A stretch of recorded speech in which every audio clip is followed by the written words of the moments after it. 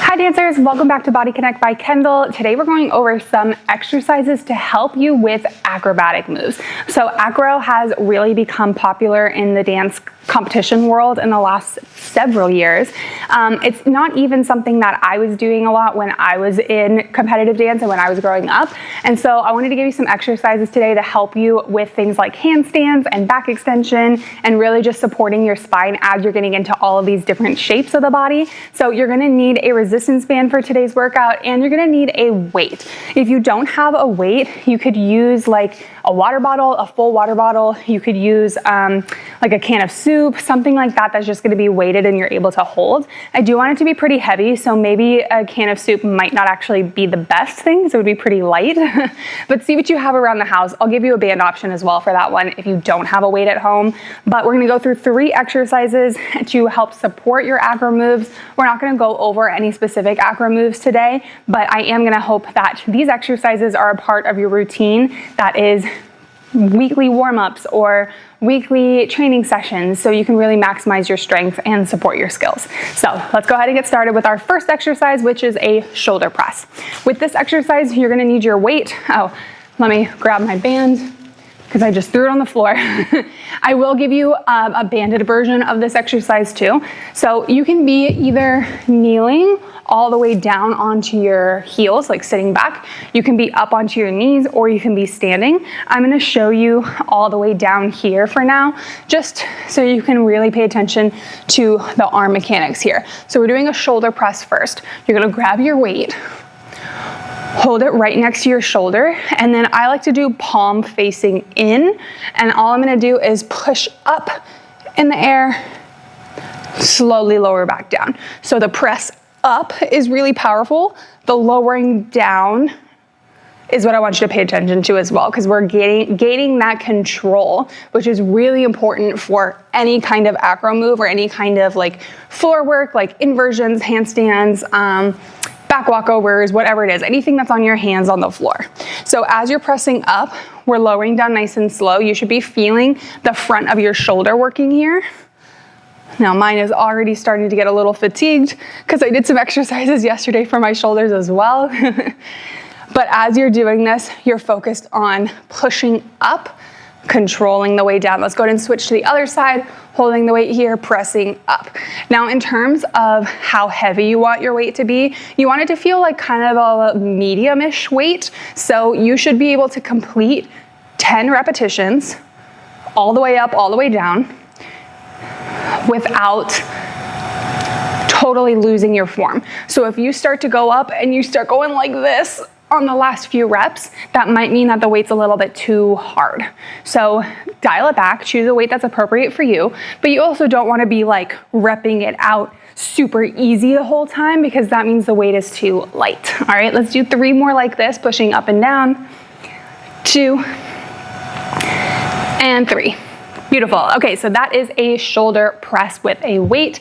I just realized that if you don't have a weight at home, you can do this one with a band. The way I like to do it is if you're kneeling here, I like to put the band around my ankle and then hold the opposite side of the band here. And then it's the same movement. You're pressing up, pressing down. Now my band is not super stretchy, so I'm gonna be really careful with this one right now. But you're pressing up, you should feel the same muscles. If you have a long band, you can also stand or kneel, put it under the knee or under the foot, and then press up from there. The next exercise is an eccentric push-up, which means we're focusing on the eccentric portion of the exercise, or that lowering part down towards the floor. And we're doing this mostly for the control of the upper body. A lot of times in acro skills, you will have your arms straight and then you bend them to come down, or you're coming down to the floor, or you're transitioning into something after that acro move. So that's why we're adding this exercise in. It's like a push-up. I mean, it is a push-up, but what we're doing is starting in the plank. Legs are gonna be straight. You're gonna slowly lower all the way down to the floor and literally lay on the floor. Then you use your knees, and you put your knees down on the floor. and then you press back up. So we're just doing the lowering part. I don't care how you get up back into the plank position. All I care about is you're staying stiff as a board all the way down, and then you come back up, okay? So those are called eccentric push-ups. You can do those, or if you wanted to make them a little bit harder, you could do incline push-ups where you are, you have your hands on something higher up like a chair or a bench, and then you do a push-up that way so your body's at an incline. The higher you go, the easier it's gonna be. So you could even do these eccentric push-ups on an incline as well. I have a chair right here, so I will show you really quick.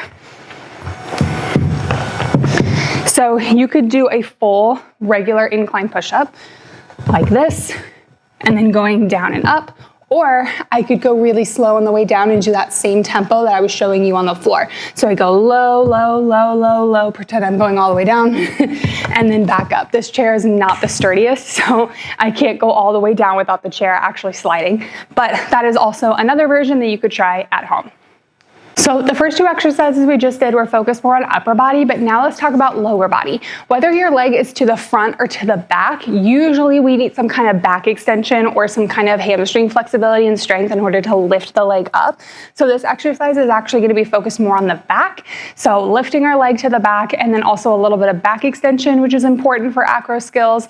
But I do want you to feel your glutes, hamstrings, and your back. So the whole back side of your leg here.